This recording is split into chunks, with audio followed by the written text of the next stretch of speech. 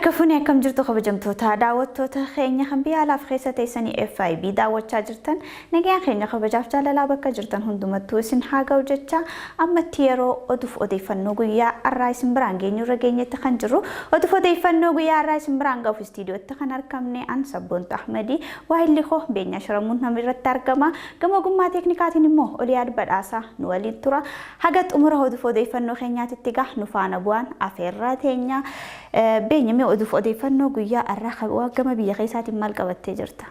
Oduuf odeeffannoo keenya irraatiin daawwattoota keenya biraan ga'uuf as istiidiyootti kan argamne gaa oduuf odeeffannoo biyya alaa garaagaraa qabannee dhiyaanneerra.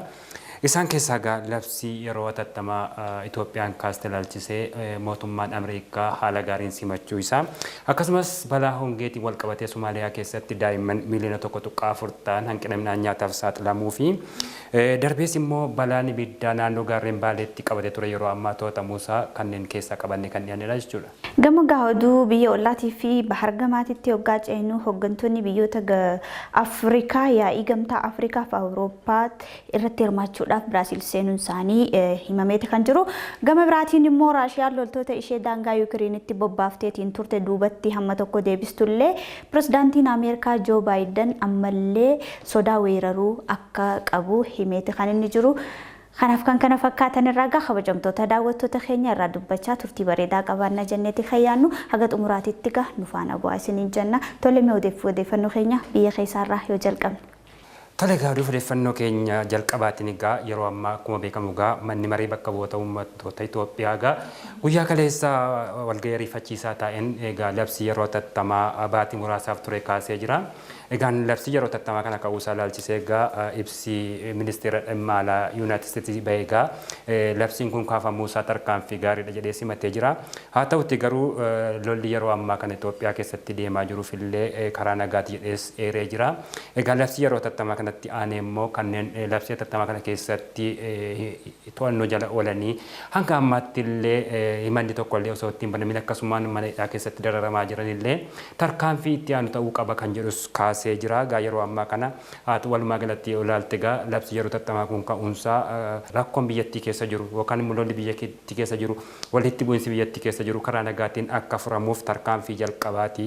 Garuu haa ta'uti ammallee hidhamtoota siyaasaa manneen hidhaa keessa akkasumas immoo kanneen sababii tokko malee qabamanii hidhaman labsii hatattamaa kanatti fayyadamamanii ammallee gadhiifamuu akka qabus kaasee jira. Mariin biyyaalessaa akkasumas wannoonni barbaachisan karaa hundaa akka deemaniif gargaarsi garaagaraallee akka dhaqqabuuf wanti karaa saaquu akka jirutti kaasee jira.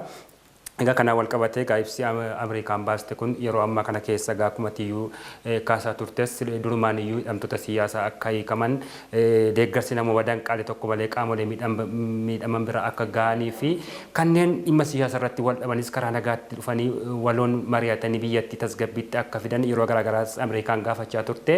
Egaa Ameerikaan kanatti waan gammadde fakkaatti garuu haala kanaan kan itti fufu tarkaanfiin kan biraa ta'uu waan qabu jettee kaastee jirti jechuudha. Kun immoo labsamuunsaa akka oduu gammachiisaatitti fudhattee kan hin jirtu isin Ameerikaanii wantoota yeroo sana uguramanii turanii labsii yeroo muddamaa sanii wal qabatee uguramanii turan ugurri sanillee akka ka'u kana jechuun karaa nagayaatiin gara marii biyyaalessaatti deemuudhaaf tokko kun hulaa baneeti kan inni jiru hulaan baname kun immoo bu'a qabeessa akka ta'uuf immoo warroota sababa siyaasaatiin hidhamaniitiin mana hidhaa keessa jiranii atattamaan hiikamuu akka qabani keessattuu immoo warri himata ittiin banamiin haga ammaa mana hidhaa keessa jiran baay'ee jira. Kanumarratti dabaluun immoo hooggantoonni adda bilisummaa Oromoo irra caalaan isaanii parsantii 90 mana hidhaa keessa kan jiranii kaafaan illee torban darbe kana keessa ibsa baasuudhaan gaafachaati kan inni ture. Mariin biyyaalessaa kun bu'a qabeessaa fi furmaata waaraa akka inni kennuuf immoo warroonni sababa siyaasaa kanaan wal qabsiiseetiin mana hidhaa keessa jiranii akka hiikaman jechuudhaanis gaafateeti kan jiru. Yuunaayitid Isteetis immoo kanuma kan isiin itti dabaluudhaan kaasteeti kan jiru. Hidhaan kun xumura harkannaan mariin biyyaalessaa bu'a qabeessa ta'uu danda'a. Furmaannii fi nageenyi biyya kana keessatti dhufuu danda'a yaada jedhu wal qabsiistee kaasteeti kan hin jirtu. Namoota baay'eedhaaf oduu gammachiisaa ta'eeti kan inni jiru. Haa ta'u garuu akkuma beekamu labsii yeroo muddamaatiin duratti erga artist Haacaaluu Hundeessaa ajjeefame as hidhaan jumlaadhaan gaggeeffamaati kan inni ture. Ergasiitti immoo warroonni tokko tokko kan himata ittiin banamin jalaa bahanis jiru. Warroonni himanni itti banamellee mana murtiitti deddeebi'aa turanii ergasiitti immoo bilisa jedhamanii bahanillee hedduutu jira. Hooggantoota KFO keessas warri gadhiifaman jiru. Isaanillee amma gaa marii biyyaalessaa kanatti deemuudhaaf labsiin yeroo muddamaa ka'uu qofa osoo hin taane hidhamtoonni gama siyaasaatiin hidhamanii jiranii akka bahanii fi waamicha dhiyeessaati kan isaan jiranii jechuudha. Akkuma amma kaastegaa keessumatti iyyuu labsii yeroo atattamaa kanaan wal qabatee gaa kanneen yeroo ammaa manadhaa jiran kanneen hidhaman akkuma jirutti ta'ee gaa yeroo ammaallee hidhamuumti isaanii kan hin beekamne illee baay'ee odeeffannoon akka jirudha. Haa ta'utti garuu mootummaan Itoophiyaa paartiilee yookaanis immoo miseensa paartiilee siyaasaa hiikuun isaanii waan gaarii akka ta'es kanaan dura odeeffamaa ture. Haa ta'utti garuu jalqabbiin isaa jira ammas akkuma sila kaasaa turte miseensota TPLF kan ta'an miseensota KFO akka ta'an hangi tokko bahanii jiru. Haa ta'utti garuu ammayyuu kan xiyyeeffannoo argachuu qabu immoo qondaaltonni adda bilisummaa Oromoo hanga ammaatti illee kanneen manadhaa jiran immoo yeroo ammaa kanallee wanti isaan keessa jiran wanti jedhamee hin jiru dhimmi isaaniillee wanti jedhamee hin jiru. Haa ta'utti garuu yeroo ammaa kana isaaniillee egaa hidhaa seeraa duratti raawwataa jira jechuun yeroo ammaallee lagannaa nyaata gaggeessaa akka jiran odeeffannoon ba'aa jira. Egaa kan Ameerikaan amma baaste kunis hatattamaan tarkaanfii kanatti aanee labsi yeroo muddama kana kaasuutti aansee hatattamaan wanti raawwachuu qabu. Kan hidhamanii jiran manadhaatti baafamanii mariin karaa nagaatti akka dhufu waraansi akka dhaabbatu akkasumas immoo deeggarsi namuma danqaalee tokko malee qaama barbaachisu bira akka gahuu fi akkasumas immoo miidhaawwan garaagaraa fi cabinsi mirga namoomaa raawwate karaa iftoomina qabuun akka raawwatuuf qaamolee adda addaa gareelee adda addaa wal morkataa jiran kana gidduutti deemaa jiru. Ammas itti dhiyeenyaan nan hordofa jechuudhaan ministeerri dhimma alaa kun egaa ibsa xumuree jira jechuudha. Egaa kana wal qabatee na yaadachiiste erga labsii yeroo muddamaa labsamee asitti namoota rakkatan keessattuu amma rakkoo lamaanii kan uummatii miidhamaatiin jiru biyya kana keessatti takkaffaa irratti nageenyi dhibuu isaatiin lammaffaa ammoo gogiinsa lafaarraa kan ka'e akkuma beekamu keessattuu uummanni Oromoo baay'inaan horsiisee bultoota waan ta'eef horsiisee bulaa fi qonnaan bulaadha.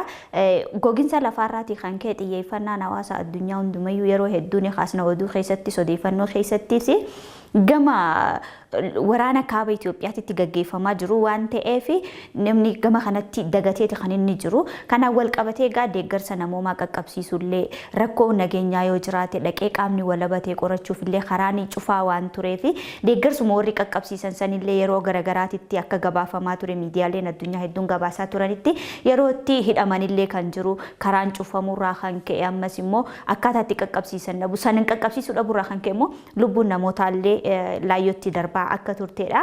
Kun immoo gaa erga labsiin kun ka'eeti deeggarsa namoomaa sanii qaqqabsiisuun akka danda'amuu fi akkasumallee cabinsa mirga namoomaa kanaaf immoo qaamni walaba ta'ee fi mirga namoomaatiif warroonni falmanii akka gadi bu'aniiti wanta sana laalanii baasanidha kan ibsi Ameerikaan baaste kun kana keessatti ibsameetiin jiru jechuudha. Gara Booranaa gara Wallaggaattis rakkooleen nageenya hedduutu jira. Gama Booranaatti yoo deebite gogiinsa lafaatiin kan wal qabate yeroo garagaraa nuttis kaasaa turre gama Oromiyaatitti ammoo rakkoo nageenyaatiin kan wal qabate midhaan gubachuu uummanni qe'ee fi qabeenya isaarraa buqqa'u akkasuma immoo qe'ee fi qabeenya isaarraa buqqee waan nyaatu waan dhugu dhabuu rakkachuu irra darbee immoo qaala'insa jireenyaatiif illee sababa ta'eeti kan jiru. Erga magaalaa labsii yeroo muddamaa kun kaafameeti wantoota suni furmaata argatu laata. Akkuma makaastega keessumatti labsii yeroo atattamaa kun wayita labsametti rakkoo hawaasa dinagdee hedduus qaqqabsiisaa akka ture beekamaadha. Kun immoo kanneen sanatti fayyadamanillee qaamolee garaagaraa irratti yakkawwan garaagaraa raawwatanillee gaggeeffamaa akka ture odeeffannoon jira.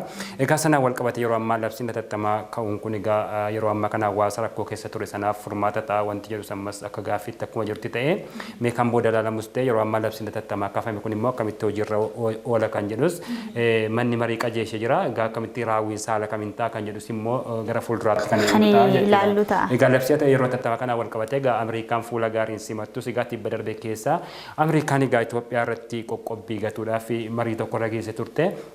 Egaa qophiin kunis maalidha Ameerikaan kan kaastee turte keessumattiyyuu haala idilee addunyaa seera idilee addunyaan kan eeggateen labsii jaajatama wanti jedhamu jira. Jaajatama wanti jedhamu sun Itoophiyaan deeggarsa garaagaraa liqaa dabalatee biyyoota garaagaraa kan arganneef qophii sana gatuuf wixinee dhiyeessite ture. Wixineen sun raggaafamee gara dhumaatti wayita dhufaa jirutti Itoophiyaan immoo tarkaanfii kana fudhattee egaa Ameerikaan Itoophiyaan tarkaanfii kana fudhachuu eegaluu isheetiin waan akka wixineetti dhiyeessitee murteessite kana hin kaaftimoo duubatti deebistimoo dhiisti wanta jedhus kan murteessu immoo adeemsa Itoophiyaan labsii tattamaa kaasurra jirtuuni akeekkachiista jirti. Kanneen itti aanu immoo kanneen mana jiran hin baasamu yoo ta'e waan jedhu sanas kaasta jirti mee walumaan kan ilaallu ta'a jechuudha. Gara odeeffannoo keenya itti aanutti hoggaa ceenu gaa'ii balaan ibiddaa naannoo paarkii biyyaalessa gaarreen Baaleetti tibbana mudateeti kan inni ture.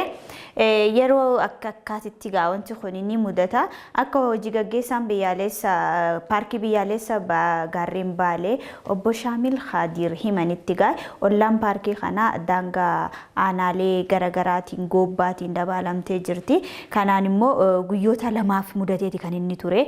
Osoonii fi namni dhaqee waan san dhaamsullee hin argamin guyyaa lamaa fi balaan kun kan achi keessa ture. Balaan kun kana duras qaqqabeeti kan jiru bitootessa 18 bara 2020 takka darbe kana keessas guyyaa 3 tureeti kan inni jiru. Ammallee haaluma wal fakkaatu kanaan immoo guyyaa lamaaf tureeti kan jiru. Yeroo sanillee akka jedhamaa turetti ka'umsi balaa sanii maal akka ta'e hin beekamne ammallee kun immoo ka'umsi balaa kanaas immoo maal akka ta'e hin beekamnedha. Bara 2007 wanti kun akkasuma deemaati kan inni ture. Gama kanaan wal qabatee wanti dabaltu. Egaa akkuma kaaste haalli paarkii biyyaalessaa gaarreen naannoo Baalee kun yeroo garaagaraatti xiyyeeffannoo dhabuun isa ta'u maalla dhibdeerraa wanti mudatu dhibuuti garuu yeroo garaagaraatti balaan ibiddaa waggaa waggaadhaan akka isa mudataa jirutu himamaa jira. Egaa keessumaa wal qabate yeroo garaagaraatti keessumattiyyuu bara 2021 bitootessaa keessa akka qaqqabame ni yaadatama. Yeroo sanas dhaamsuuf yeroo dheeraa akka fudhate keessumatti guyyoota 7 akka turedha. Yeroo sanattis gaa shakkiin ture namooti dhuunfaa itti fayyadama bosonaaf jecha akkasumas bosona ciranii haala cilee gubuu maal kan jedhu sanaan hanga nama 15 fi hanga nama 25 to'annoo jala oolchanii turanii. Egaan haalli amma ibiddi kun itti qabate immoo keessumattiyyuu rakkoo baha Afrikaa keessumattiyyuu gaanfa Afrikaatiin sababa caamsaan dhirateen hongiin wal qabateeti kan jedhamus jira. Kunis immoo maali yoo jettee yeroo ammaa kana uummanni sababa roobaa xiqqaatiin rakkoon isa mudate kana yeroo ammaa horii isaa qabatee maal qabate gara bosona sanaatti imalaa akka jirus wanti himamu jira. Egaa yeroo bosona sana keessa jiraatutti immoo ibiddatti ni fayyadama. Yeroo ibiddatti fayyadamu sun immoo balaan kun ni qaqqabaa kan jedhu hojii gaggeessan dhaabbatichaa kun illee kaasanii jiru. Fuulduratti sodaan jiru kanumadha. Haa ta'utti garuu rakkoon kun ammallee qoratamaa akka jirudha wanti kaasanii. Egaa deemee maal xiyyeeffannoon kana maaf dhabe bosonni Baalee gaarreen Baalee kun keessumattiyyuu biyyattiin bakka hawwata turistii qabdu keessaa isa guddaa fi isa olaanaadha. Keessumatti kanneen akka jeedala diddiimtuu mukkeen garaagaraa bifa adda addaa qabanii fi gosa adda addaatu keessatti argama. Gama kanaan rakkoolee garaagaraatiin rakkoon irra gahaa jiru kun gama mootummaatiin bara baraan kan mudate kun maaliif waan jedhus qorannoo akka barbaadus gamanumaan ka'aa jira. Haa ta'utti garuu paarkiin biyyaalessaa Baalee kun bara 2007 keessatti seenaa isaa keessatti balaan ibiddaa hamaa isa mudateen lubbuun namaallee akka darbe ni yaadatama. Sanaan wal qabatee ogeessi cimaanii paarkichaallee akka lubbuun isaa darbee wanti ka'u jira. Egaa bara sanattis qabeenya bosonichi qabu hedduun akka barbadaa'ee fi mancaatiin hamaan akka irra ga'e kan mul'isudha. Kan bara darbee bara 2021 akka faranjootaatti mudate sunis balaa hamaa akka qabsiisetu odeeffamaa jira. Egaa paarkiin biyyaalessaa gaarreen Baalee yeroo ammaa kana yuuniskootti galmaa'uuf qophiirra akka jirullee wanti kaafamaa jiru jira. Haala amma deemaa jiruun garuu haala amma gubachaa jiruun ulaagaa isaa gadi buusuu hin danda'u. Ulaagaa isaa gadi buusuu yoo danda'e immoo haala inni bara 2022 keessatti yuuniskootti galmaa'uuf qophiirra jiru kun maal ta'a waan jedhus gaaffii keessa nama galcha. Gaaffii keessa nama galcha. Kana paarkiin biyyaalessaa gaarreen Baalee kun kan hundaa'e bara 1962tti bal'inni lafa paarkichaas kana irratti argamu heektaara 200,000 fi 15,000 jaameeti kan inni jiru. Paarkiin kana fakkaatu silaa yuuniskootti yeroo galmaa'uuf jedhutti yeroo garagaraatitti miidhaan ibiddaa kun irra gaheetini wanti sanitti galmee saniif illee akka gufuu itti ta'u godhaate kan inni jiru furmaata waaraa hin harkatu taanaan ammas irra deddeebiin waggaa gara waggaatitti akkasuma gubachaa deema taanaani carraan inni UNESCOtti galmaa'uu isaallee dhiphachaa deemaa jechuudha. Ulaagaa amma kaa'amen egaa akkasuma yoo fudhattee ilaalte paarkiin kun bara 2009 akka lakkoofsa warra faranjootaatti egaa UNESCOtti kan yeroo ta'e galmaa'etu jira. Egaa yeroof maaf galmaa'e yeroo sanatti wanti jettu wanti isaan qatu akka jirudha.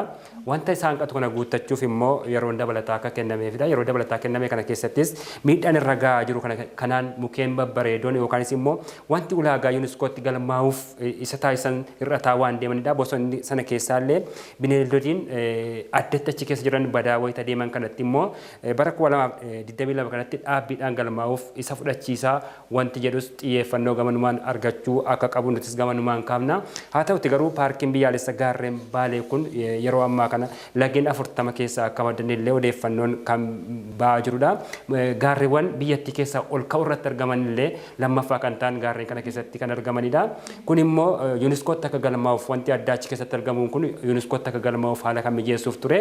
Yeroo ammaa kana egaa bineeldodiin akka jeedala diimtuu addatti Itoophiyaa keessa qofaatti argamtu illee achi keessa waan jirtuuf sunillee ulaagaa UNESCO keessaa tokko ta'uu danda'a ture. Yeroo ammaa kana miidhaa ibidda yeroo garaa garaatti irra deebi'ee qaqqabu kanaan bosona kanarra miidhamametu gaa bineeldonni kun illee achi keessaa baduu hin danda'anii UNESCOon immoo ulaagaa qabate akkuma jirti ta'e ulaagaa sana illee gadi buusuu hin danda'u wanti jedhus gaaffii keessa waan nama gashuuf xiyyeeffannoon kennamuufi qabaa jenna gaba keenyaan. Egaa wantoota amma sana akka galmaa'u taasisan ati kaaste keessaati gaa ol ka'iinsi tulluu achi keessatti argamtu kuni meetira 4377 dha jaameeti kan inni jiru. Wanti kun sababa gaafa lafti gubatu daaraa ta'a mukkeen achi keessa jiran yeroo kana roobni gaafa itti roobu immoo dhiqamaati kan inni deemu. Yoonii fi akka kanatti itti fufa ta'e wanti kun carraan tulluun sanillee dhiqameetiin gadi bu'uu bal'aadha jechuudha. Hawwattummaan isaallee gadi bu'a. Hir'isuu danda'a. Balaa abiddaa akka lakkoofsa warra faranjootaa bara 2019 gaarreen Baalee kanatti qaqqabeen laftee bosonni hektaara 300 ta'u gubatee ture.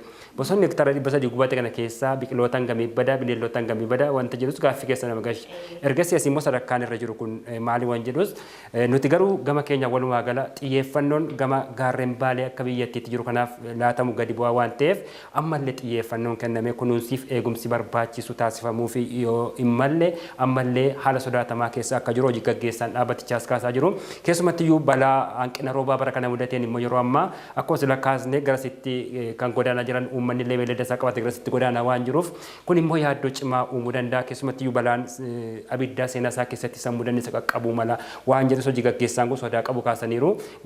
Gama kanaan egaa mootummaan xiyyeeffannootti kennee eegumsaa fi kunuunsa cimaa gochuuf akka qabu gamanumaan egaa keenya dabarsinaa jechuudha.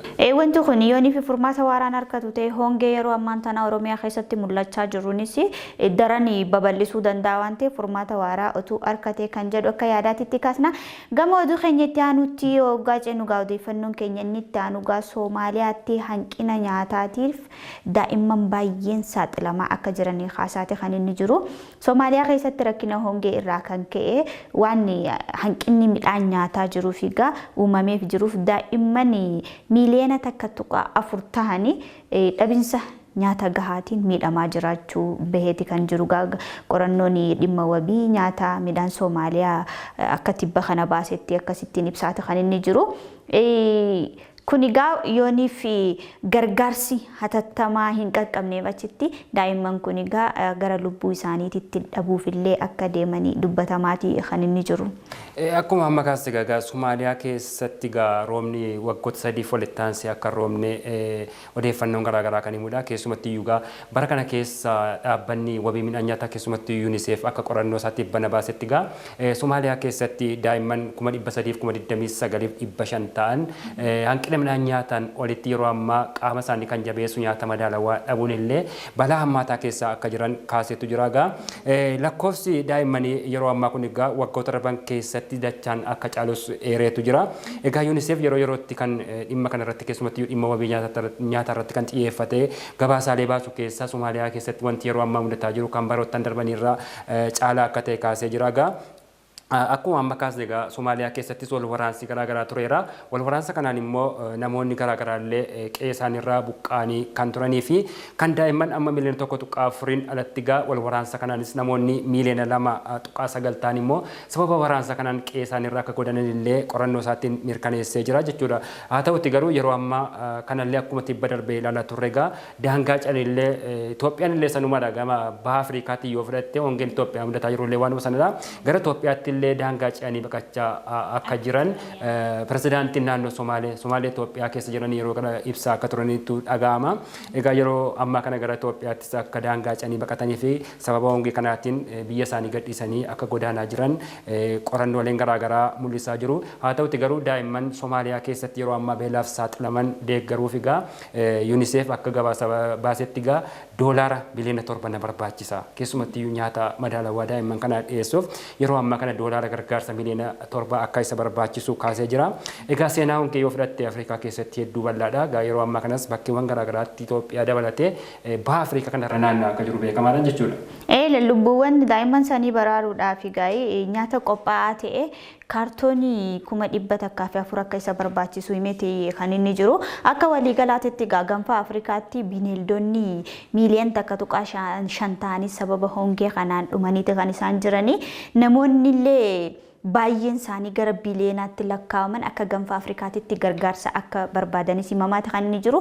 Haa ta'u malee wanti kun ammayyuu furmaata osoo hin argatiin garuu gara baatiiwwan amma gurraandhala keessa kan nuti jirru gara bitootessa Ebilaatiitti achi siqeesi rakkoon hongee kun bal'achuu akka danda'u sodaa qabu kaasaniiti kan isaan jiranii. Yeroon keenya nu daangeessa waan ta'eef gaa waa'een hongee baay'eedha. Gama odeeffannoo keenya itti aanutti hoggaa ceenu hoggantoonni biyyoota Afrikaa yaa'ii gamtaa Afrikaa Awurooppaatti Biraazilsitti eegalamuuf gamarasitti imalaa jiraachuun ibsameeti kan inni jiru gaa'ee yaa'ii waloo gamtaa Afrikaa fi Awurooppaa kun egaa bara faranjoota gurraandhala kana 17 haga 18tti kan inni gaggeeffamu bara 2020tti kan inni gaggeeffamu.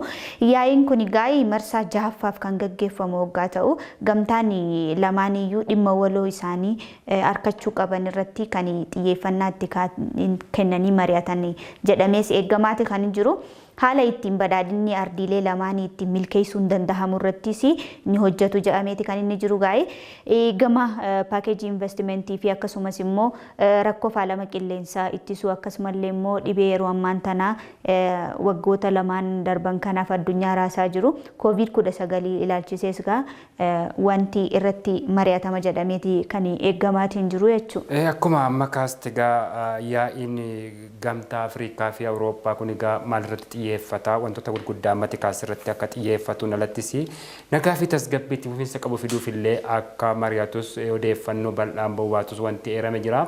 Haa ta'utii garuu gamtaan Afrikaa yeroo darbee Finfinneettis waan taa'ee murteesse qaba. Waan asirratti kaase kana gamtaa Awurooppaa waliinis wayita mari'atus hin kaasaa wanti jedhamus eegamaatu jira. Egaa gamtaan Awurooppaa akkuma yeroo garaagaraatti kaa'aa tures yeroo goolamiinsi yookaan tasgabbii dhabuun Itoophiyaa keessatti mudate illee yookaan immoo Afrikaa waliigalaa keessatti fonqolchi mootummaa garaagaraa mudachaa ture keessumatti biyyoota Afrikaa garaagaraa keessatti mudachaa ture ergawwan akeekkachiisawwan garaagaraa dabarsaa tureera. Egaa dhimma kanarratti keessumatti yaa'iin kun yaa'ii murteessaa waan ta'eef yaa'ii kanarratti maaltu akka jedhamu keessumatti fonqolchi mootummaa yeroo ammaa Afrikaa keessatti babal'ataa jiruuf kallattii ni ka'a wanti jedhamus karaa keessaatiin wanti beekamu jira ifatti bahuu baatus keessumatti rakkoon gaanfa Afrikaa yeroo ammaatti rakkoon nagaa dhabuu gaanfa Afrikaatti babal'ataa jiru irrattis xiyyeeffachuu ni danda'a wanti jedhamus eegamaa jira. Haa ta'utti garuu walumaa galatti dhuma yaa'ii isaa guyyaa lama kanarratti maal qabatee ba'a ergawwan maalii dabarsaa keessumatti rakkoolee gaanfa Afrikaatti mudataa jiran kana gamtaan Awurooppaaf gamtaan Ameerikaa ejjennoo maalii qabatu wanti jedhamu guyyaa lama booda xumura yaa'ichaa booda kan dhaga'amu ta'a. Oduu keenya xumuraa fi bahargamaatiin gaa Raashiyaan erga loltoota isii daangaa Yukireenitti bobbaasteen booda sodaa addunyaa maraa ta'eeti kan inni jiru. Gama kanaan gaa Ameerikaa yeroo garaagaraatitti xiyyeeffannaa itti kennuudhaan ibsa garaagaraas baasaati kan isaan turani. Akkasumallee immoo gaa marii bifan eegamaniin kana durallee pirezidaantiin Ameerikaa Joo Baayidanii fi pirezidaantiin Raashiyaa waliin haasaa taasisaniiti kan jiru. amma gaa erga loltoota ishee Raashiyaan gama duubaatitti deebistellee Ameerikaanii yookaan immoo pirezidaantiin Ameerikaa Joo Baayidanii ammallee rakkoo yaaddoo qabaachuusaa ibseeti kan inni jiru gaa'e akka biyyoonni Awurooppaa tokko fi Ameerikaan ibsanitti gaa yeroo ammaa kana Yuukireen weeraruudhaaf Raashiyaanii loltoota isii gara 150 ta'u garasitti bobbaaftee jirti ammallee immoo sodaa hin weerartii laata jedhu qabna jechuudhaan haasaniiti kan isaan jiranii erga wanti kun jalqabeetii gara baatii sadiitiin darbaati kan inni jiru ammallee immoo yookaan rukunne yookaan dhiisne isaan immoo sodaa qaban guyyaa guyyatti ibsu isin immoo waraana ishii achi siqsuu hin dhiisne ammallee gaa sodaa isaanii guddaa ta'uu Joo Baayiden kaasaniiti kan isaan jiranii.